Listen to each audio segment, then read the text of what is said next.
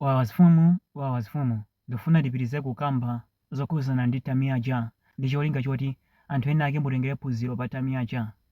Tamiya ndi chikwangwani chabe. Kuseri kwa chikwangwani chimenechi kuli anthu ambirimbiri ndipo kuli mabungwe. Mwachitsanzo kuli bungwe ili limatchedwa kuti bungwe limeneli linakhazikitsidwa mu chaka cha 2006. Bungwe limeneli ndi la anthu osokonekera kapena kuti ma-gays, ma-lesbians ali mu bungwe limeneli, ndipo bungwe limeneli ankalipanga fandi ndi dziko la ku America, koma mu chaka cha 2025 adasiya kuwathandiza. Trump anadula madilu awo ndipo panopa samathandiza.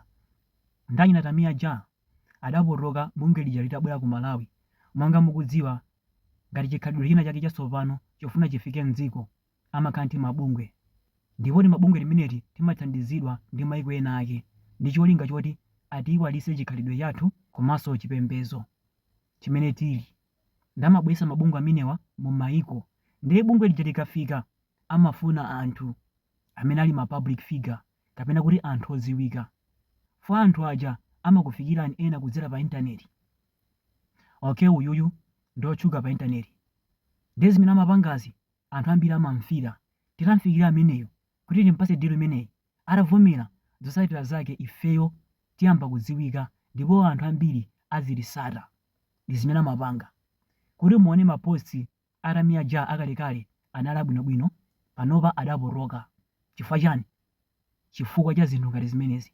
Chitsanzo anapanga posti iyi mu chaka cha 2022 pa 2 Juni. Posti imene inali abwino kwambiri ndipo ankakamba zokhuzana ndi mavidiyo ake amene amapanga, koma mwadzidzidzi adasintha. Chifukwa chani? Chifukwa cha ndalama. Ndimakamba nthawi zonse akuluakulu, osakonda ndalama kuposa moyo wanu, osakonda ndalama kuposa azibale anu kapena kuti banja lanu, osakonda ndalama kuposa dziko lanu kapena chipembedzo chanu. Chifukwa chakuti ukakonda ndalama kuposa zimenezi umayiwala chipembedzo chako, umayiwala zonsezi chifukwa choti wakonda ndalama. Zotsatira zake umambosata zachikunja. Chitsanzo ndi mwana ameneyo adambosata zachikunja chifukwa chakuti anakonda ndalama. Anthu aja atamfikira anawavumira, adayamba kumugwiritsa ntchito. Iyeyu ndi chikwangwani, alipo ambirimbiri kuseri kwa iyeyo, ndi cholinga choti afuna apotoze anthu. Ndiye kusataniki ndi chimodzimodzinso, amakuwuza kuti iweyo ranyoza Mulungu ndi cholinga choti ufuna uonekere. Ndi zimene apanga mkazi ameneyo.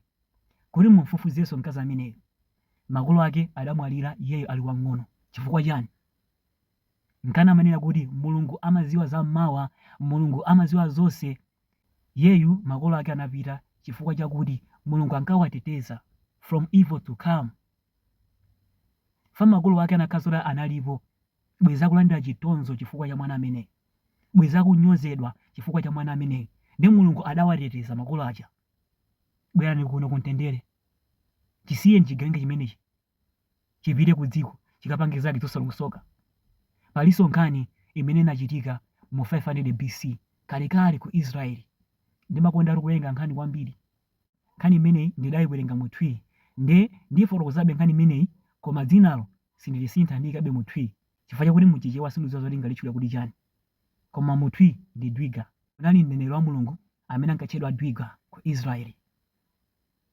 Then mneneri wa Mulungu ameneyu, Mulungu adamuwuza kuti Dwiga, pali munthu wanzeru oposa iwe. Dwiga adafunsa, Ambuye Mulungu, munthu amene ndingampeze kuti? Ndifuna ndidziwe zambiri kuchoka kwa iyeyo. Mulungu anamuwuza kuti uyende upite ku nyanja, pamene ukaoniza kuti madzi alekana ndi pamene ukampeza ameneyi. Madzi pa nyanja pamene agawikane ndi pamene ukampeze mkulu ameneyi. Dwiga adayenda, anayenda adafika pena pake pamodzi ndi munthu wake amene ankamperekeza, follower wake. Adamuwuza munthu uja, tiye time pano, faune ndi undi wautali, ndatopa ndifuna ndipume. Dwiga adayamba kugona pene pacha, adali ndi nsomba zimene ankadya akamayenda. Nsomba ija inajowera m'madzi, idayamba kuyenda. Dwiga akugona, follower uja ankangona. Nsomba ija ikamayenda madzi aja amagawikana, inapita. Follower uja adayiwala kumuwuza Dwiga kuti tayioneni nsombayo zimene ikupanga. Anangoyisiya nsomba ija mpaka nendapita. Dwiga atazuka anamuwuza follower uja, tiye tizipita. Ananyamuka kumapita, atayenda ulendo wautali mphepete mwa nyanja, adamfunsa folo uja, nsomba ija ili kuti? Ndifuna tiyiwotche kuti tidye, njala ndikula. Folo uja anamuwuza kuti nsomba ijatu inachokera m'madzi pamene mmagona paja, ndidayiwala kukuwuzani, mwina Satana anandinyenga. Koma zimene ndinaona pamene popo, nsomba ija ikamayenda, madzi aja amalekana. Dwiga anamuwuza kuti malo amene mmafuna aja ndi amenewo, tiye tibwererenso. Anayamba kubwerera. Atafika pamalo paja anampeza munthu atagona wazifundika kumaso kunkhope. Kenako Dwiga anampasa moni munthu uja. Japesa anamala munthu ujanso adayankha, japesa ntawalaya. Kenako munthu uja anamfunsa Dwiga, chiyankhulo chimenechi unachiphunzira kuti? Dwiga ananena kuti ine ndimachokera ku Israeli, ndipo Mulungu wandiwuza kuti kunoku kuli munthu amene ali wanzeru oposa ine, ndipo munthu wake ndi iweyo. Kenako Dwiga anamuwuza munthu uja, ndimafuna nditaphunzira zambiri kuchoka kwa inu. Munthu uja anamuwuza Dwiga, uziwa chani, inenso ungandikwanitse, ine ndi mwana wovuta kulera. Kuluyende ndine, zosalira zake ubwerera panjira. Dwiga ananena kuti muziwa chani, ineyo ndesi ndingabwerere panjira, ndikufunitsitsa nditaziwa zambiri kuchoka kwa inu. Munthu uja anamuwuza okay chabwino, koma china chilichonse chimene ndizipanga pa ulendowu iweyo samandifunse mafunso. Dwiga anati okay chabwino, ndavomereza tiyeni. Adayamba kuyenda. Ali nkuyenda, anyamata abodza anafika. Anamuna munthu uja anamutchula zina, munthu wa Mulungu, mufuna mupite tidya linalo? Iye uja anavomereza, bwerani bwerani. Munthu uja anakwera boti lija ulere. Dwiganso anakwera nawo. Ali nkuyenda pa nyanja paja, munthu uja adayamba kuthyola matabwa a boti lija ndikumayika masanza. Dwiga anali wodabwa. Tsono munthu ameneyo alikweza bwato lili ulere, koma iyeyu akutithyola. Atanthauza chani? Munthu amene ngosamika, munthu amene ndoyipa. Anamfunsa munthu uja, mbale zimene panga zineti zichani? Kenako munthu uja anamuwuza Dwiga, paja ndakuwuza kuti usandifunse china chilichonse, ndiwo zingondiyang'ana. Dwiga anamuwuza munthu uja, pepani. Adapitirizabe kuyenda. Atangofika kutsidya lina kuja, adaona mwana ankasewera pamodzi ndi azinzake. Mwana ameneyu anali dolo pa masewera amene ankasewerayo, ndipo anali mwana oneka bwino kwambiri pa anthu onse folo amene anali pamenepo.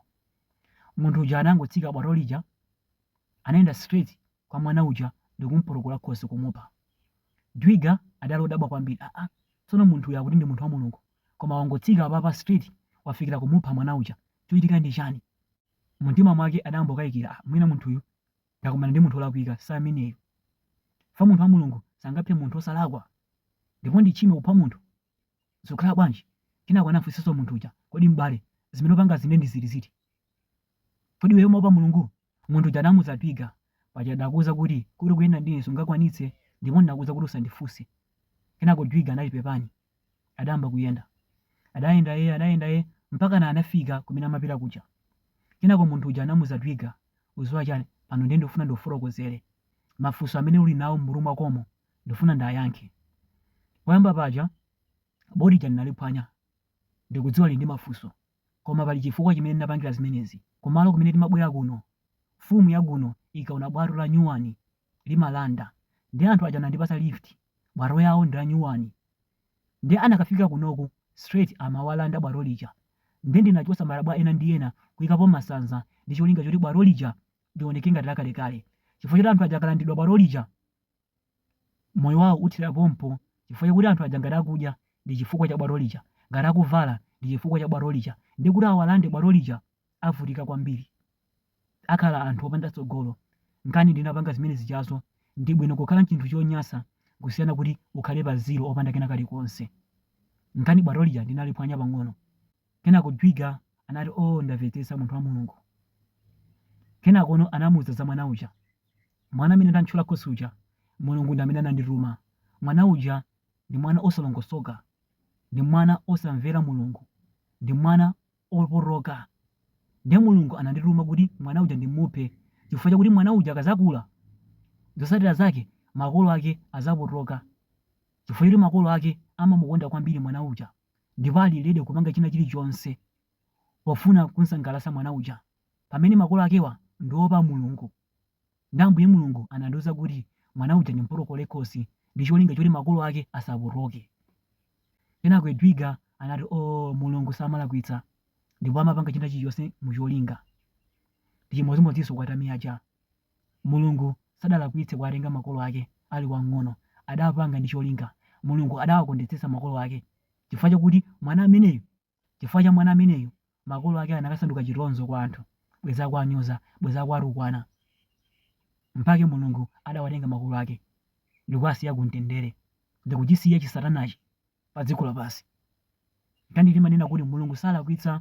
Akuluakulu, mukadzaona munthu akunyoza Mulungu muzadziwe kuti alipo anthu ena ake kumbuyo kwa iyeyo.